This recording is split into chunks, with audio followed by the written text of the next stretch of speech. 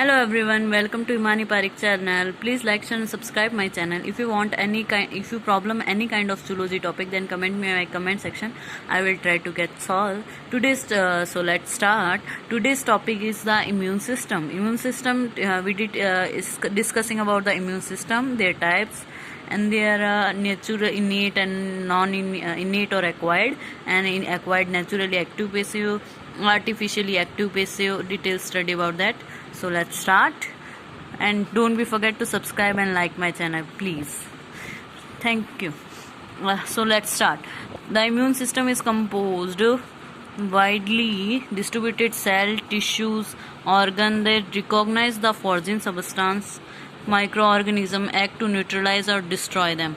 Immune system is compose होता है विभिन्न प्रकार की सेल्स आपस में ग्रुप बना के टिश्यू ऑर्गन जो कि रिकॉग्नाइज करता है फॉरेन सब्सटेंस को, माइक्रो ऑर्गेनिज्म को, और उनको डिस्ट्रॉय करता है। ठीक है, तो इम्यून सिस्टम जो होता है इनसे मिलकर बना होता है, इनको रिकॉग्नाइज करके उनको डिस्ट्रॉय करता है। Immunity refer generally ability of host to resist a particular infection और डिजीजेस। इम्यूनिटी क्या होती है कि हमारी बॉडी में इम्यूनिटी जो होती है पर्टिकुलर कोई भी इन्फेक्शन या डिजीज के लिए हमारी बॉडी में एंटीबॉडीज बनी हुई होती है। तो क्या होती है कि कोई भी एंटीजन अगर सेम आता है तो हमारी बॉडी उसे नष्ट कर देती है।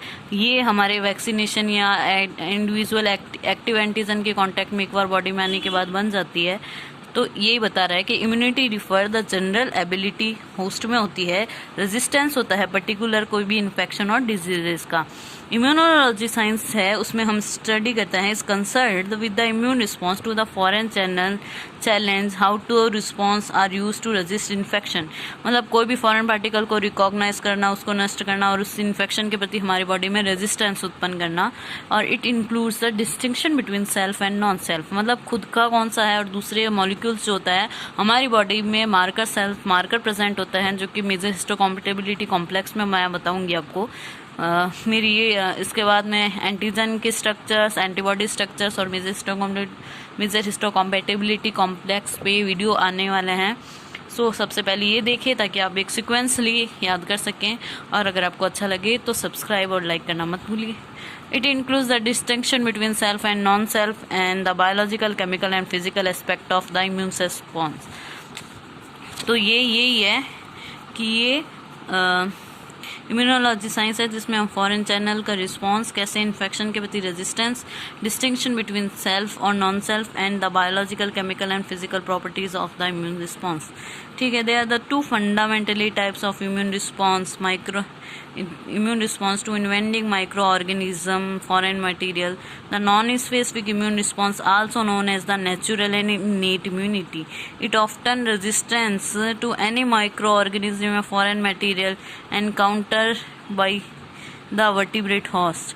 ठीक है, नॉन स्पेसिफिक और इन्नेट और नेचुरल इम्यूनिटी जो होती है ये ऑफर करती है रेजिस्टेंस एनी माइक्रो ऑर्गेनिज्म या फॉरेन मटेरियल को जो कि हमारी बॉडी में एनकाउंटर होते हैं।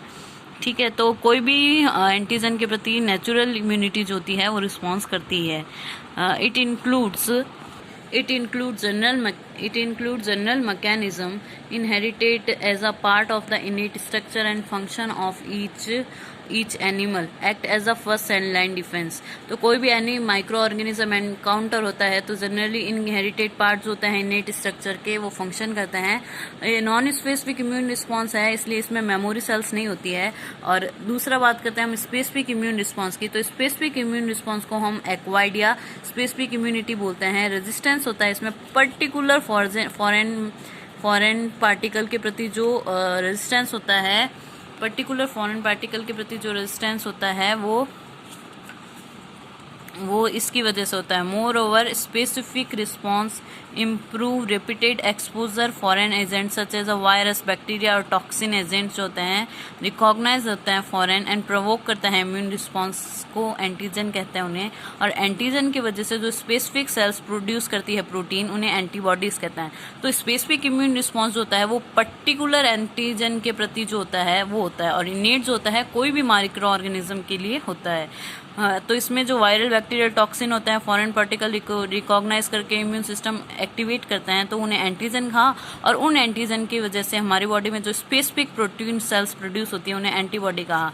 Antibody binds then antigen and inactivated them, ठीक है। Non specific immune response usually work together to eliminate, non specific और स्पेसिफिक ये दोनों मिलकर वर्क करते हैं।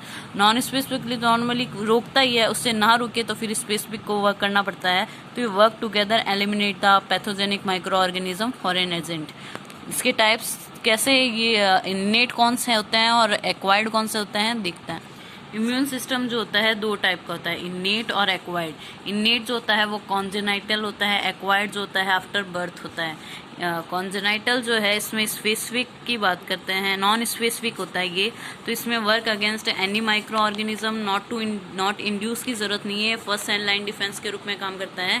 इनेट में कौन कौन से आता है, लाइक स्किन की पीएच, स्किन में जो लेयर्स होती है एपिडर्मिस, और वो फिजिकल बैरियर के रूप में इसकी पीएच 5 से 6, स्टमक की पीएच HCl की वजह से एसिडिक होती है 2 से 4, body temperature 37 degree centigrade, but in the cases of fahrenheit is 98.4 and lysozyme enzyme found in a tear and saliva, जो कि बैक्टीरिया को डिस्ट्रॉय करते हैं। विभिन्न प्रकार के complement proteins, membrane attacking complex, inflammatory response, ये सब इनेट में आता है। एक्वायर्ड की बात करें तो ये develop against a particular pathogen, specific होता है, इंड्यूस करना पड़ता है।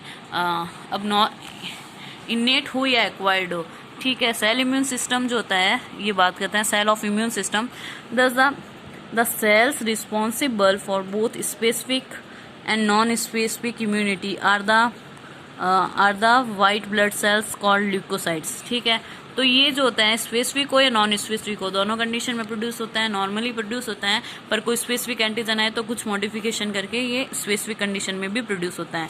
इसकी बात करें तो ये देखो, हेमेटोपोइटिक स्टेम सेल्स जो कि common human progenitor stem cells है, ये एक तो ये कन्वर्ट हो जाती है stem cells lymphocytes, all except lymphocytes को छोड़ के जितनी भी सेल्स होती है उसमें, जैसे इरिथ्रोब्लास्ट सेल्स है ये आरबीसी में कन्वर्ट होगी, आपको थोड़ा दिख नहीं रहा होगा सॉरी। मेगाकैरियोसाइट सेल्स जो होती है वो ब्लड प्लेटलेट्स में कन्वर्ट होती है। माइलोब्लास्ट सेल्स जो होती है वो बेसोफिल्स, इयोसिनोफिल्स, बेसोफिल्स और न्यूट्रोफिल्स, जिन्हें हम ग्रेनुलोसाइट्स बोलते हैं। और मोनोब्लास्ट सेल्स जो होती है वो मैक्रोफेज में कन्वर्ट होती है। विभिन्न प्रकार की जो दूसरी सेल्स होती हैं वो लिम्फोसाइट टी एंड बी और नेचुरल किलर सेल्स, उसमें बी सेल्स जो होती है प्लाज्मा सेल्स होती है, और ये मैक्रोफेज जो मोनोसाइट्स मैक्रोफेज में और डेंड्रिटिक सेल्स में होती है। और उसके अलावा ये लिम्फोसाइट्स के अलावा ये सेल्स नेचुरल किलर सेल्स में कन्वर्ट हो जाती है, जो कि ट्यूमर और होते हैं उनको डिस्ट्रॉय करने के लिए यूज़ होती है। तो इस प्रकार ये ही इम्यूनिटी बनाते हैं। टी भी स्पेसिफिक में होता है, नॉर्मली भी होते हैं, और ये भी नॉर्मली भी होता है और स्पेसिफिक कंडीशन में भी वर्क करते हैं, तो दोनों साथ में मिलकर वर्क करते हैं। अब मैं artificially active and passive naturally और आर्टिफिशियली एक्वायर्ड में नेचुरली और आर्टिफिशियली मैं बताऊंगी। उससे पहले स्पेसिफिसिटी ऑफ इम्यूनिटी बताऊं तो specificity, immunity is directed against a particular foreign substance and the immunity to this pathogen और substance usually does not confer immunity to other, ठीक है। तो स्पेसिफिसिटी क्या होती है, कुछ immunity directed against a particular pathogen या फॉरेन सबस्टांस के प्रति जो होती है वो होती है, और इम्यूनिटी पैथोजन सबस्टांस जो कि not confers immunity to other, ठीक है, जो कि दूसरों के लिए नहीं होती है, पर्टिकुलर पैथोजन के लिए होती है। मेमोरी क्या है, when re expose the same pathogen substance body react quickly, there is a no noticeable pathogenesis. By contrast the reaction time, inflammation and other non-specific defense is just as long the later exposure it was for the initial one। इसमें क्या है कि हमारी body में जब initially कोई चीज़ आया antigen, तो उसके लिए एंटीबॉडी बन गई, काफ़ी टाइम लगा, लेकिन अगर वही सेम एंटीजन वापस आए तो उसको कोई नोटिसेबल नहीं करना पड़ेगा उस पैथोजन के लिए, सीधी डायरेक्ट एंटीबॉडी मेमोरी सेल्स में रिकॉर्डेड है, वो प्रोड्यूस होगी और नष्ट कर देगी और कोई बीमारी नहीं होगी। तो इस प्रकार से हमारी बॉडी में मेमोरी सेल्स इम्यूनिटी में वर्क करती है। टी सेल्स में होती है, T helper killer and memory cells. Diversity, the system able to generate enormous diversity molecule such as antibody to recognise the billions of different antigen. हमारी body जो होती है इनॉर्मस डाइवर्सिटी होती है, जितने भी मॉलिक्यूल्स हैं एंटीबॉडी के उसको रिकॉग्नाइज कर देती है। Discrimination, the specific immunity, immune system always responds to only a non-self antigen. They do not respond organism it is defending. तो हमेशा दूसरा मॉलिक्यूल फॉरेन सब्सटेंस करके डिस्ट्रॉय किया जाएगा, खुद का मॉलिक्यूल कभी नहीं। ठीक है, अब बात करते हैं टाइप्स ऑफ एक्वायर्ड इम्यूनिटी की। तो नेचुरली एक्वायर्ड एक्टिव इम्यूनिटी की बात करें तो occur when individual immune system contact an antigen stimulate such as an infection, the immune system response to producing antibodies and activated lymphocytes to inactivated and destroy them. Naturally acquired active में क्या है कि जब individual immune system कोई भी antigen के contact में आएगा तो इम्यून सिस्टम जो होगा रिस्पॉन्स करके एंटीबॉडी बनाएगा लिम्फोसाइट्स और वो उस एंटीजन को डिस्ट्रॉय कर देंगी। Immunity produce can be either life long as a measles and chicken pox last only a few years with the tetanus. ठीक है, तो टिटेनस, मिजल्स और चिकन पॉक्स जो हैं उनके लिए एक बार बॉडी के एंटीजन एक्टिव एंटीजन्स के कांटेक्ट में आती है और उनको रिकॉग्नाइज करके डिस्ट्रॉय करती है, तो उसके प्रति जो इम्यूनिटी होती है वो लाइफ लॉन्ग होती है। अब बात करते हैं क्या डिफरेंस होता है नेचुरली एक्वायर्ड पैसिव इम्यूनिटी में। Involve the transfer of antibodies from one host to another. इसमें क्या होगा, बनेगी किसी में और ट्रांसफर होगी। फॉर एग्जाम्पल, जैसे कि pregnant women antibodies pass across the placenta to her fetus. If the female immune to diseases such as polio and diphtheria, the placentation transfer also gives the fetus and newborn immunity for these diseases. तो placenta के through क्या होगा, mother के through उस बच्चे में उस disease के लिए इम्यूनिटी हो जाएगी, क्योंकि इम्यूनिटी जो होती है बनी तो एंटीबॉडीज मदर सेल्स में, पर वो प्लेसेंटा के थ्रू मोस्टली आईजीजी एंटीबॉडी ही ट्रांसफर कर सकती है, वो बच्चे में जाती है और उसको भी प्रोटेक्ट करती है। बट ये इम्यूनिटी फ्यू आवर्स के लिए होती है, लाइफ लॉन्ग तो तभी होती है जब इंडिविजुअली कॉन्टैक्ट हो या वैक्सीनेशन के थ्रू हो। ठीक है, तो female artificially acquired active immunity result when an animal given antigen to preparation to induce formation of antibodies and get activated lymphocytes. This preparation is called a vaccine. ठीक है, इसमें क्या होता है, जब एनिमल को हम एंटीजन देंगे और एंटीबॉडी उसमें बॉडी में प्रोड्यूस करवाएंगे, तो इस प्रकार ये कैसे होगा, वैक्सीनेशन के थ्रू ही होगा, आर्टिफिशियली तो एंटीजन का कॉन्टैक्ट। तो इस प्रोसीजर में क्या, वैक्सीनेशन में क्या करते हैं हम, एक vaccine consist preparation of killed micro organism living weakened करके एटीन्यूट करके इनएक्टिवेटेड करके बैक्टीरियल टॉक्सिन को that administration to animal to induce immunity, और ये लाइफ लॉन्ग होती है। तो इसमें क्या करते हैं कि बैक्टीरिया जो होता है उसको वीक करके बैक्टीरियल टॉक्सिन को इनएक्टिवेट करके किल्ड करके, लाइव होता है तो उसे एटीन्यूट करके किया जाता है। Artificially acquired passive immunity result when antibodies have been produced either animal specific method in vitro introduced into a host. Although of this type of immunity immediate, it is a short lived and lasts only a few weeks. ठीक है, artificial acquired passive immunity में जब antibodies कोई other animal में बनी specific in vitro method के through हमने transfer करी, लेकिन वो शॉर्ट लिव्ड होती है, तो इस प्रकार से वो इमरजेंसी के वक्त काम आती है, इसलिए बनाई जाती है। तो ये naturally active passive, artificially active passive immunity होती है। इसके अलावा मेरा नेक्स्ट वीडियो एंटीजन स्ट्रक्चर्स और उनके रिलेटेड भी आएगा। ठीक है, और एक मैं थोड़ा सा आपको और बताना चाहती हूँ कि जो हमारी बॉडी जो होती है उस पर मार्कर होते हैं, जैसे टी हेल्पर सेल होती है उसमें CD28, CD4 और CD3 होता है, और जो साइटोटॉक्सिक सेल्स होते हैं उसमें CD3, CD28, तो CD3 और 28 तो कॉमन है, हेल्पर में 4 होगा और 8 जो होगा साइटोटॉक्सिक सेल्स में होगा।